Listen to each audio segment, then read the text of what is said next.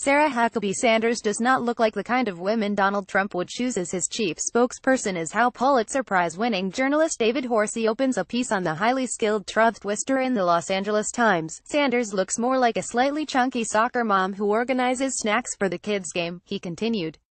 Horsey has apologized to his readers and to Sanders after getting flack from his audience for being incredibly sexist as well as for making remarks that are highly fat-shaming, and has removed the wording from the column. In a way, Horsey is right. Sanders doesn't look like the women with whom Trump usually surrounds himself, nor is she a skinny, upbeat blonde like the only other two female White House press secretaries before her, Dee Myers and Dana Perino.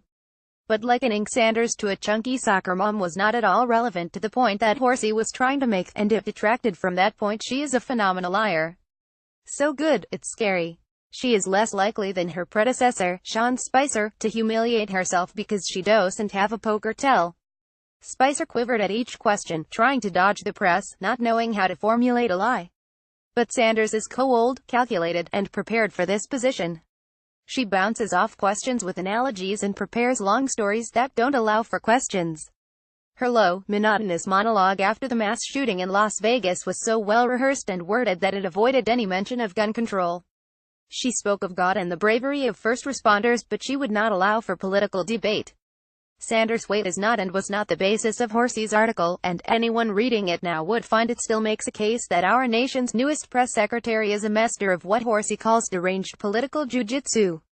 But just because the rest of the article has merit doesn't mean that the fat-shaming should be swept under the rug.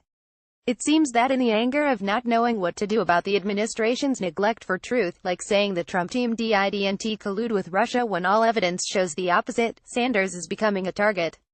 And rightfully so, as she is the conduit of the president's lies, but the anger we aim at her should be for the lies she tells and not the way she presents herself. After all, Aaron Sorkin made damn sure that nobody was ever praised for criticizing C.J. Craig's appearance on The West Wing. One issue that some are having with the Sanders parodies is not just how they play her character, but also who plays her character.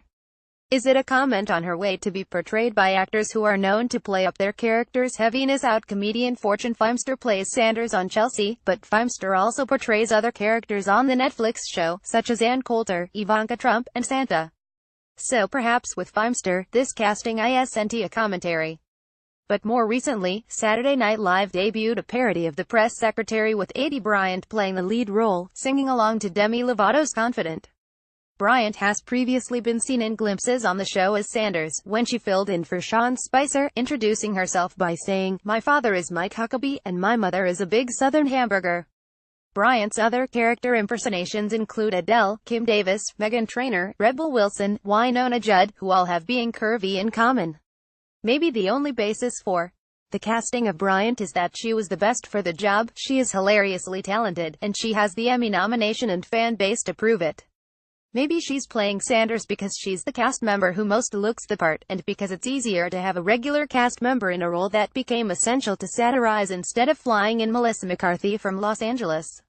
Regardless, this latest episode featured Bryant, as Sanders, writhing around on a desk, touching her breasts, and wearing a Lovato-like bodysuit sans pants.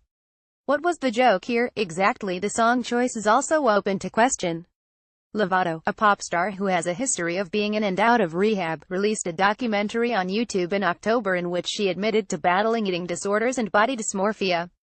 Sanders and the writers at Saturday Night Live are asking the same question: what is wrong with being confident? There is nothing wrong with being confident, not about your weight, not about your looks, height, the way you talk, or the people you surround yourself with. But it's wrong to be so comfortable and confident about spewing lies or keeping truths from the people of the United States.